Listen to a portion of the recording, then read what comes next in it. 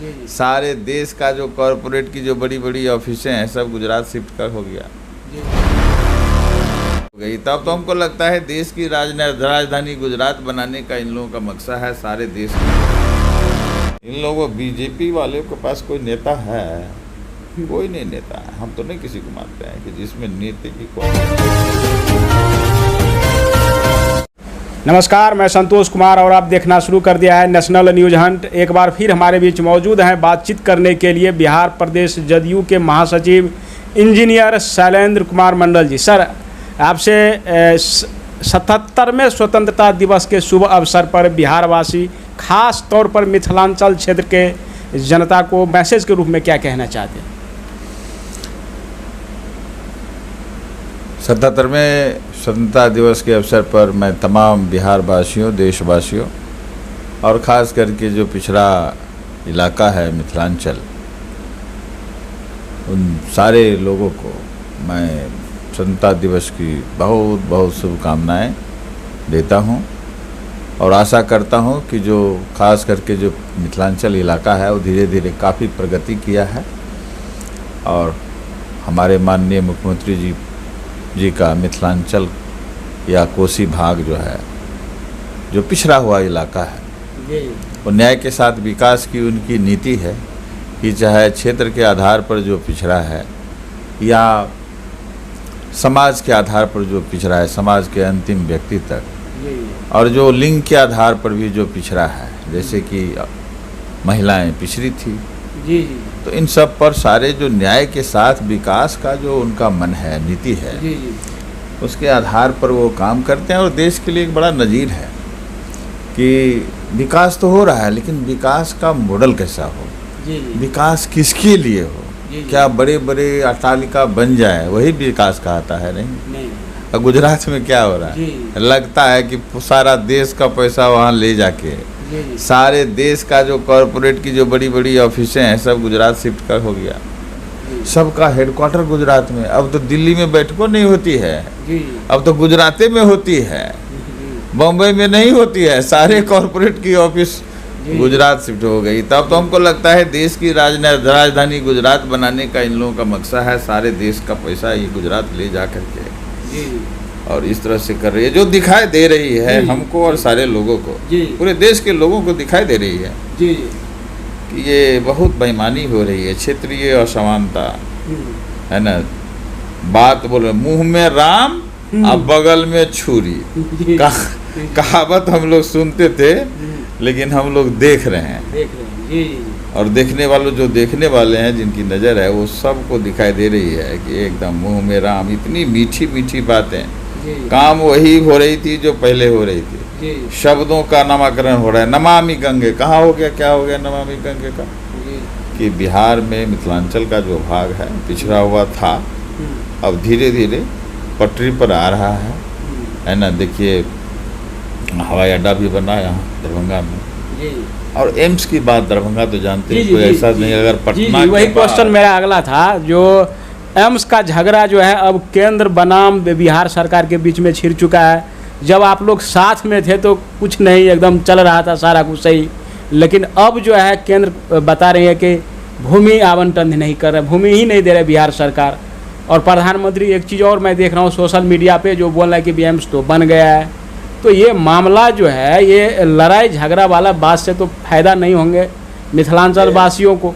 तो एम्स जहाँ तक है यहाँ सख्त जरूर बहुत ही अत्यंत आवश्यकता है एम्स की, लेकिन मुझे तो लग रहा है कि ये झगड़ा के चक्कर में बनेगा ही नहीं है।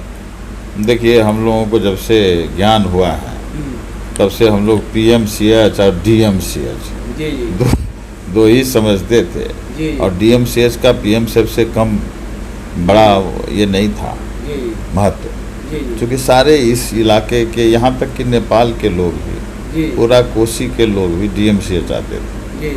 कॉलेज भी वहीं था पहले, विश्वविद्यालय मिथिला विश्वविद्यालय जो था पहले यहीं था, बाकी जगह तो था नहीं, तो सारे लोग पढ़ने भी यहीं आते थे। तो इन सब कारणों से विश्वविद्यालय के कारण से और मेडिकल फैसिलिटी के कारण से दरभंगा एक बहुत बड़ा हब बन गया था और बहुत बड़ा इंफ्रास्ट्रक्चर भी था। और वहाँ भूमि भी है, राजा थे वहाँ पर, राजा राजशाही खत्म हो गई तो बहुत सारे इंफ्रास्ट्रक्चर यूं ही मिल गए थे सरकार को, तो उसमें विश्वविद्यालय खोल दिए गए, ये सब हुआ। और यहाँ के गरीब गुरबा जो लोग थे, इसको यातायात का भी साधन नहीं था, तो डीएमसीएच एक समझिए कि रेलवे के कारण से, क्योंकि रेल तो थी छोटी लाइन, इसके कारण से डीएमसीएच एक बहुत बड़ा एक आशा का केंद्र और एक स्थापित है पुराना। और यहाँ डीएमसीएच में जब माननीय मुख्यमंत्री जब पटना में हो गया तो बोला कि दरभंगा के बाद, पटना के बाद दरभंगा में बनना चाहिए, क्योंकि इस AIIMS north Bihar south Bihar में एक तो अगर दरभंगा बन जाती है, क्योंकि पहले से स्थापित वहाँ लोग हैं, डॉक्टर्स कॉलोनी इतने हैं। दरभंगा में क्या है, ज्यादा लोग तो डॉक्टरे सब है, इलाज के और क्या है दरभंगा में है, एक तो कमिश्नरी थी और डॉक्टर के कारण ये थी, अब विश्वविद्यालय के कारण बहुत बड़ा इंफ्रास्ट्रक्चर था, लेकिन वहाँ इतना कंजस्टेड था कि वहाँ जाना भी, जो वन वे ट्रैफिक आज भी लागू है कि अब सोचिए जा नहीं सकते हैं, बिल्कुल ट्रैफिक की समस्या थी, बहुत ट्रैफिक की जगह। तो माननीय मुख्यमंत्री जी ने ये सोचा कि भाई यहाँ तो बना देंगे और वहाँ आदमी को पहुँचने में समय लगेगा, समय कम से कम लगना चाहिए ना। और आजकल जो भी बड़ी चीज़ें बनती हैं, जैसे पटना का एम्स ही जो बना है, तो एक समय में तो जब एम्स का चयन हुआ तो लोगों को लग रहा था कि क्या होगा, अब लेकिन देखिए बाहर में बन गई है, तो पटना एम्स पहुंचना कितना आसान हो गया। डीएमसीएच पहुंचने के लिए उन्होंने गंगा के किनारे से जो ड्राइव मेरीन ड्राइव बनाया, उसके कारण से बहुत आसान हो गया। तो मुख्यमंत्री जी ने सोचा कि भाई एनएच पर अगर बन जाती है तो आसान होगा, ये आसान होगा पहुंचने में। किसी को भी ये समझने की बात है, इसमें राजनीति नहीं है। ये जो लोग हैं क्या करते हैं, भर दिन राजनीति करते हैं, हर एक बात में राजनीति करते हैं, सिर्फ निगेटिव नैरेटिव चलाते हैं, कभी सकारात्मक बातें कर ही नहीं सकते। आप ही महसूस करते होंगे पत्रकार महोदय कि कभी उन लोगों का स्टेटमेंट कभी भी देखें कि कोई पॉजिटिव स्टेटमेंट, कोई भी पॉजिटिव बात बोलते हैं नहीं। और जो बात पॉजिटिव होगा मुख्यमंत्री जी करेंगे, श्रेय लेना चाहेंगे उधर का, ये उन लोगों का जो मोटो है। कोई नेता नहीं है इन लोगों के पास, इन लोगों बीजेपी वाले के पास कोई नेता है?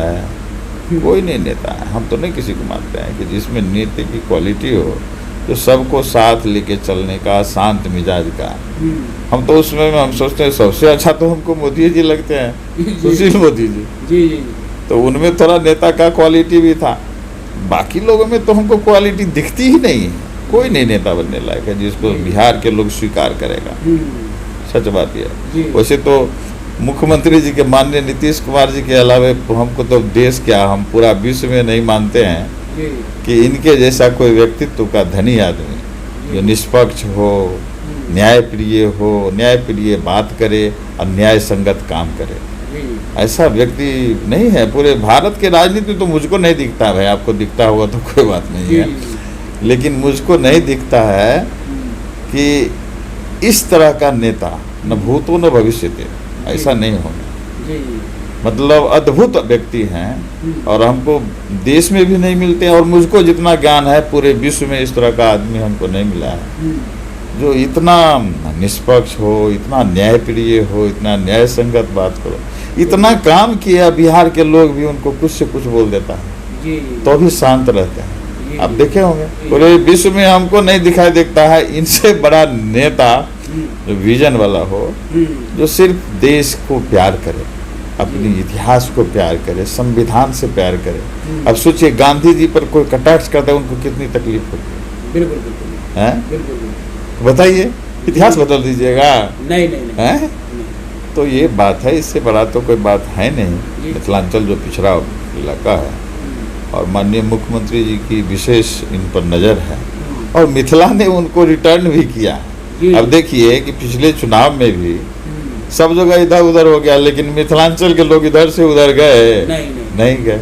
कि हम लोग एम्स का जो मामला था, जैसे कि दरभंगा में बननी चाहिए, उधर सुपौल के क्षेत्र के जो जनता है वो बोले कि नहीं, सुपौल में भी बननी चाहिए। बिल्कुल बननी चाहिए, दरभंगा तो बनना ही चाहिए, सुपौल में भी बना दे सरकार। हम लोग सुपौल में भी सरकार जमीन उपलब्ध कराएंगे, जी। निश्चित रूप से कराएंगे हम लोग, बनना ही चाहिए, उसी में भी वो बनना चाहिए।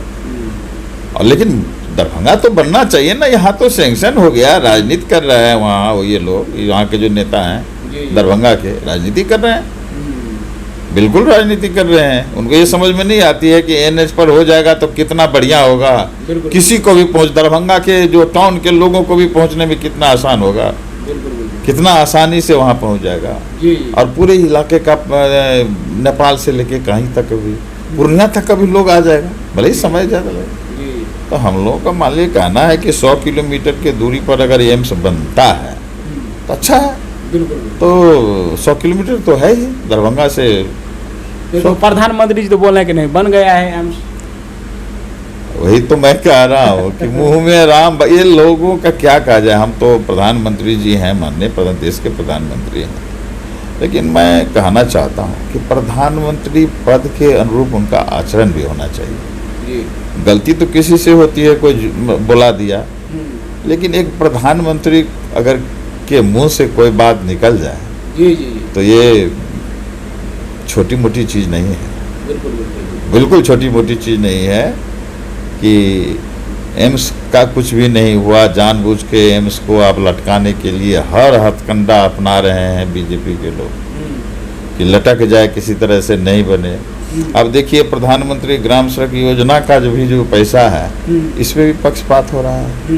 पूरे सभी पीएमजेएसवाई रोड पूरे भारत में बंद होने जा रही है, अब नहीं बनेगी। जो बनना था 1000 की आबादी के लिए, उसको टारगेट उसका पूरा हो गया, उसका मॉडिफिकेशन कुछ हो रहा है, वो भी पूरा हो गया सेकंड फेज का, तो थर्ड फेज का भी सब जगह हो गया। लेकिन बिहार के साथ भी उसमें जो है अभी पैसा नहीं दे रही है। और कब देगी, जब बाढ़ खत्म, बाढ़ जब अभी बाढ़ के टाइम में हो सकता है कि अब कुछ पैसा वो रिलीज कर दे और फिर कल से बोलना शुरू कर दे कि अरे इनको तो हम पैसा दे दिए और हम ये लोग खर्चे नहीं कर रहे हैं। तो अब देना भी उनको क्या है, 40% देना, 40% देना है, 60% तो बिहार सरकार ही देती है। तो लेकिन वो पैसा ही नहीं देती, तो इनका तो नियत पता चलता है। आप देख न लीजिए, केंद्र से संबंधित NHAI से लेकर के और जो कुछ भी सरकार का जो उनका 40 हमारा ही पैसा को सर स्टेट का ना पैसा है, कि उनका किसी के बपोती नहीं ना है। नियम बना हुआ है कि रेवेन्यू होगा केंद्र से, उसको इतना परसेंटेज ये देंगे वो देंगे, लेकिन अपनी ड्यूटी नहीं निभा रहे। प्रधानमंत्री होकर झूठ बोलेंगे, बताइए तो हैं? प्रधानमंत्री होकर के एकदम पार्टी, लगता ही नहीं है कि हमारे देश के प्रधानमंत्री, लगता ये है कि बीजेपी के प्रधानमंत्री हैं। जहाँ भी जाइए देखिए बीजेपी का लोगो लगा करके बैठेंगे, और ये सब मीडिया को खरीदना, ये सब क्या हो रहा है देश में? बिल्कुल देश गुलामी की ओर जा रहा है। एक ईस्ट इंडिया कंपनी आई तो देश गुलाम हो गया, यहाँ तो ये देसी ईस्ट इंडिया कंपनी बनाया है, और ये सब यहाँ का पैसा लेकर के जो कंपनी बनाया है अडानी अंबानी सब का, ये कहाँ जाएगा? इंडिया में काम कर रहा है क्या? वो तो रसिया में भी काम कर रहे हैं। पूरे देश के मलेशिया में उनका फैक्ट्री लगा हुआ है, तो यहाँ का पैसा मलेशिया चल जाएगा, यहाँ का पैसा रसिया चल जाएगा, यहाँ का पैसा विदेश चला जाएगा। तो देश का पैसा ये विकास का दिखा रहा है झुंझुना, बड़ा बड़ा ये लोग बेवकूफ़ बना रहा है जनता को। यहाँ का पैसा, जनता का पैसा ले करके ये बड़े बड़े लोगों को दे रहा है, बड़ी बड़ी चीज़ें वो गुजरात में बना रहा है, और बाकी सारे राज्यों को छोड़ दिया है। ये 3-4 को लोग मिल करके देश में आग लगा रहा है, नफरत फैलाना, हिंसा फैलाना। अब सोचिए महिलाओं के भी, आप तो बृजभूषण सिंह का मामला को देखिए, मणिपुर की घटना को देख लीजिए, ऐसा होना चाहिए। अब उस मामले को जहाँ उसकी घटना हटाती है तो कभी यहाँ की लॉ एंड ऑर्डर की बात करती है, कभी वहाँ के लॉ एंड राजस्थान की बात करती है, कभी बिहार की बात करती है, कभी मतलब जहाँ गैर भाजपा शासित राज्य है वहाँ का बात करने लगती है। तो लोग नहीं समझ रहा है, लोग तो समझ रहा है ना, पूरे देश के लोग समझ रहे हैं, महिलाएं समझ रही हैं, आधी आबादी समझ चुकी है देश का, आधी आबादी है ना, महिला आधी आबादी है, भले जो भी है, आधी आबादी समझ चुकी है कि यह सरकार जो है महिला विरोधी है, यह सरकार नौजवान विरोधी है, कि नौजवानों को ठग करके कि इतना लाख 2-2 लाख नौकरी मिलेगी, ये मिलेगा, वो मिलेगा। युवा सब पागल हो गया।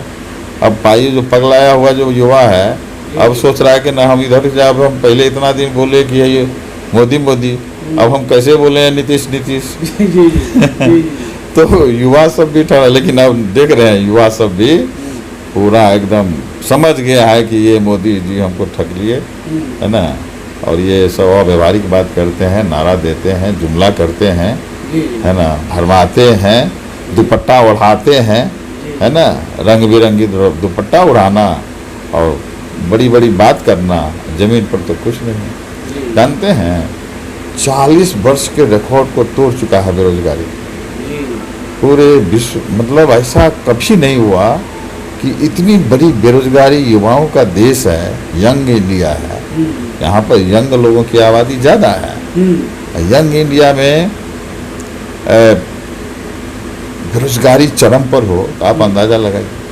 बिल्कुल वृद्ध जनों का उस पर डिपेंडेंट है। तो इसका जिम्मेदार तो कांग्रेस भी है ना सर, मानते हैं कि नहीं इस बात को? क्योंकि सबसे लंबे समय से राज तो देश पे जो है यही किया। देखिए, आप यही है कि आप लोग राजनीति इसी में भी कर देते हैं।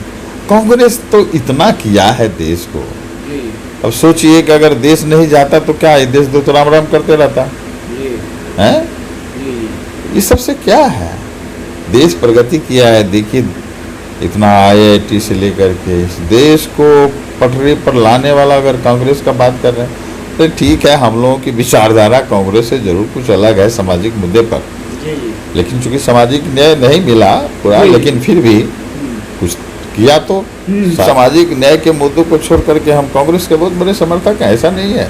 बहुत अच्छा उन्होंने, नेहरू जी ने किया है, इंदिरा जी ने किया है, सब लोग भले लोग हैं और देश को वास्तव में आगे बढ़ाने के लिए काम किया है, ऐसा नहीं है। लेकिन हाँ, हम लोगों का जो समाजवाद का सोच है, समाजवादी सोच के हम लोग हैं कि भाई न्याय के साथ विकास हो। विकास तो कांग्रेस ने जरूर किया है, हम लोग कहते हैं कि न्याय के साथ विकास हो।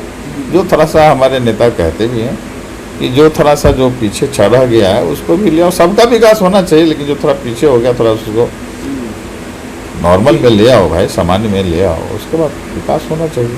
वो कोनो एक सामाजिक लाइन पर एक मुद्दे पर तो नहीं कहते हैं, क्षेत्र के मुद्दे पर भी कहते हैं कि जो क्षेत्र पिछड़ा हुआ है, जो लिंग पिछड़ा हुआ है, औरत पिछड़ा हुआ है ना, जो भाषा है, सभी भाषाओं को इज्जत देना है।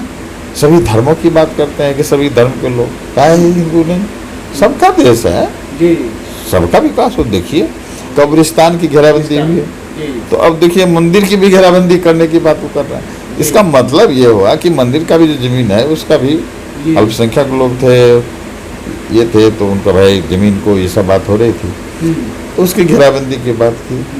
मंदिर के जो जमीन सब है उसकी भी घेराबंदी की बात हो रही है।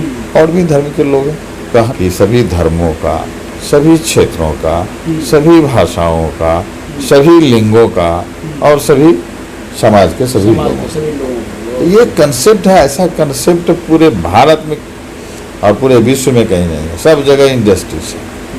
तो ऐसा निष्पक्ष आदमी, ऐसा न्यायप्रिय बात बोलने वाले, न्यायप्रिय काम करने वाला व्यक्ति पूरे विश्व में नहीं है संतोष जी। और हम लोग मिथिलांचल हैं, मिथिलाभाषी हैं, और हम माननीय मुख्यमंत्री जी को आश्वस्त करना चाहते हैं कि मिथिला तो आपका है और आप पूरे मिथिला वासियों को आपका भरोसा है, सभी जातियों के लोगों को, सभी पार्टी के बड़े लोग आप पर एकदम आंख मूंद कर भरोसा करते हैं कि आप देश को सही दिशा में ले जाइएगा और हम लोग आपका साथ देंगे। तो ये थे इंजीनियर शैलेंद्र कुमार मंडल जी, इसी के साथ मैं संतोष कुमार, नेशनल न्यूज़ बिहार।